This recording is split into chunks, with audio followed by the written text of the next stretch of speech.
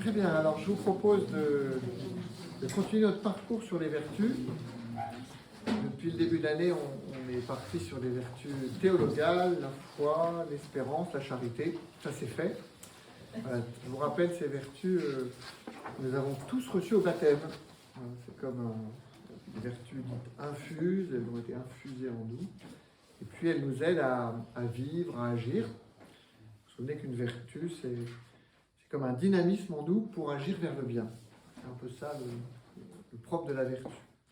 Et donc il y a ces vertus infuses qui nous viennent par la grâce de Dieu, mais nous avons des vertus qui sont dites naturelles, on pourrait dire ça, qu'on appelle les vertus cardinales, c'est-à-dire 4 vertus qui vont nous permettre de conduire notre agir, qu'on soit bouddhiste, musulman, chrétien, on est tout simplement un homme. Et donc on a en nous 4 vertus, celles qui sont dans la prière des compagnons de Saint Jean-Baptiste, que nous prierons. Voilà, je vous ai mis en exergue, dynamise en nous les vertus de prudence, de justice, de force et de tempérance. Ça, ce sont 3 vertus, 3 dynamismes en nous que nous avons tout simplement parce que nous sommes un être humain. Et je vous propose, dans les 4 rencontres qui viennent, eh bien, de nous laisser un petit peu interroger pour exercer tour à tour ces vertus. Alors bien sûr, comme je le dis souvent, ces exercices spirituels, c'est du cumulatif.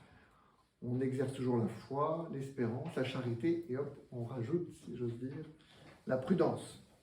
Pourquoi on les appelle cardinales?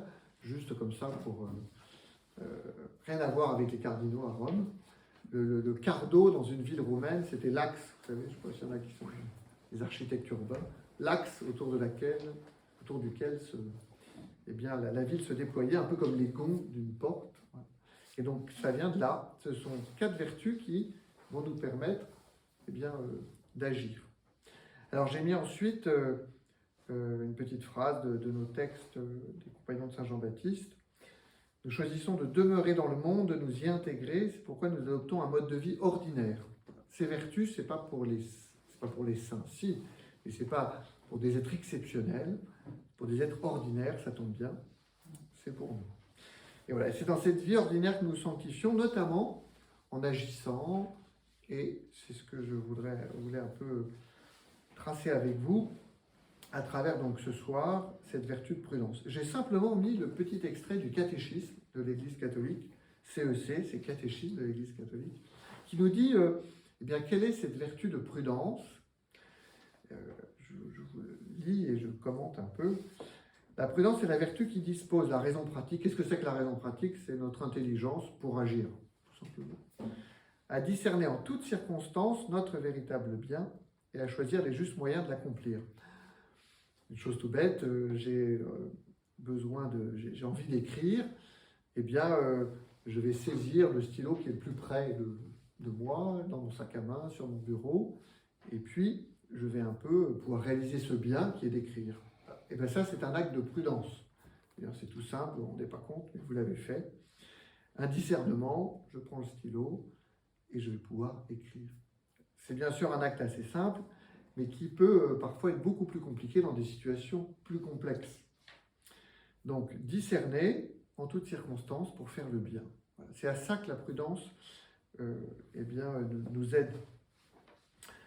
2 citations de l'Écriture. L'homme avisé surveille ses pas, soyez sages et sobres en vue de la prière, qui nous disent que eh bien, c'est cela qui est déposé en nous et que nous avons à réaliser. La prudence est la droite règle de l'action, écrit saint Thomas après Aristote. Qu'est-ce que ça veut dire la droite règle de l'action? C'est ça qui va nous permettre de tirer une flèche, si vous voulez. Je vois l'objectif et j'ai les moyens, ben c'est ça la prudence. Donc la prudence, ce n'est pas la timidité, ce n'est pas la peur, ce n'est pas non plus la dissimulation, on serait un peu prudent comme le serpent, je ne sais pas. Non, c'est une force. C'est vraiment de décider et de prendre les moyens pour décider.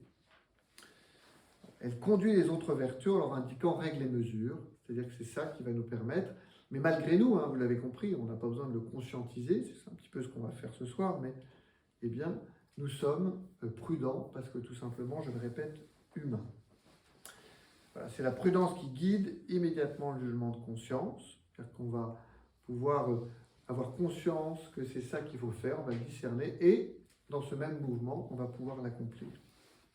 D'où l'homme prudent décide et ordonne sa conduite suivant ce jugement. Alors, quelques mots du catéchisme, peut-être pour nous aider, hein. Discerner, choisir, sans timidité ni peur, ordonner sa vie. C'est ce don que nous avons en nous, parce que nous sommes un être humain, que je vous propose de mettre en œuvre pendant le mois qui vient.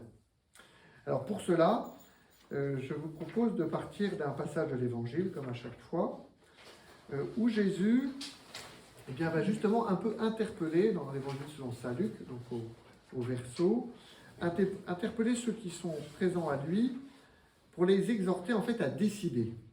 En fait, il s'adresse un peu pour le coup, des timorés, et notamment il va prendre deux exemples, et puis il va tirer une conclusion. Alors je vous propose simplement peut-être d'avoir comme d'habitude l'imagination par rapport à ce passage d'évangile, peut-être de voir Jésus qui s'adresse donc à des personnes un peu ne sachant trop où aller, ne sachant trop s'il faut le suivre, et qui va leur donner deux images. Alors on peut imaginer ces images, il y en a qui veulent bâtir une tour, et puis il y en a un autre qui veut partir en guerre contre un autre roi. Vous allez me dire, ce n'est pas des images très ordinaires. Choisissez celle que vous voulez.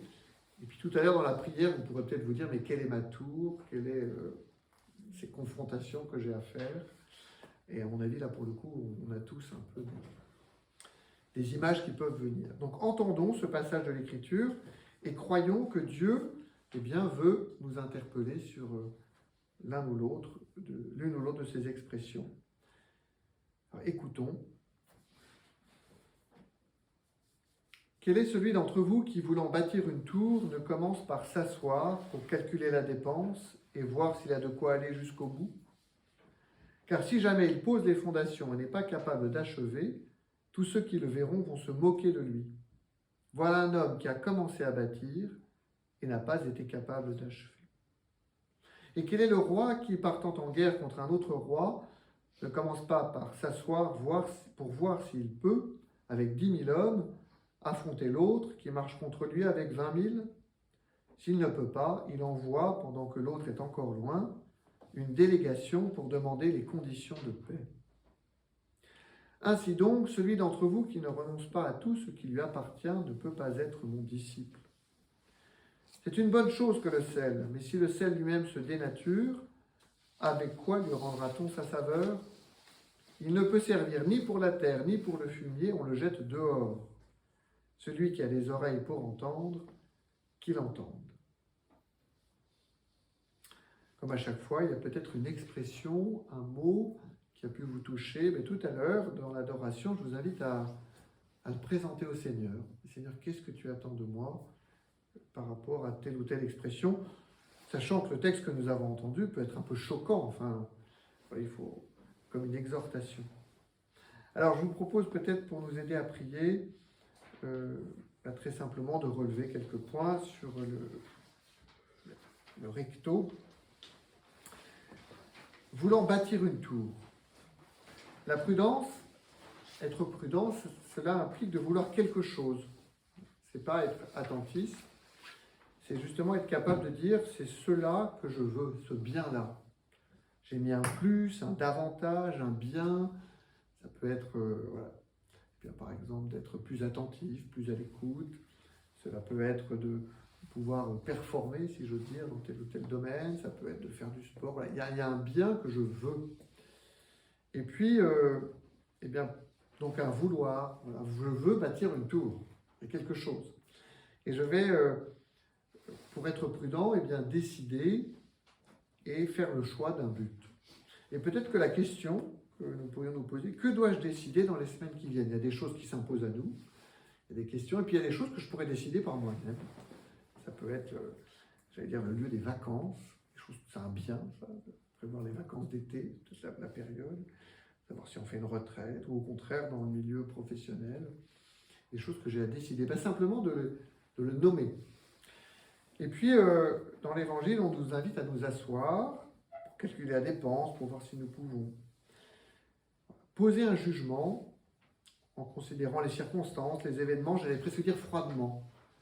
L'acte de prudence, et je vais choisir le bien, puis je vais considérer ce qu'il y a à ma disposition, d'une certaine façon.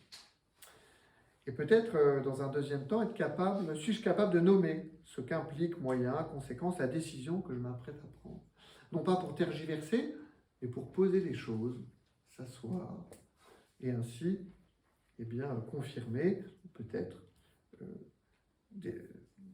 transformer la décision.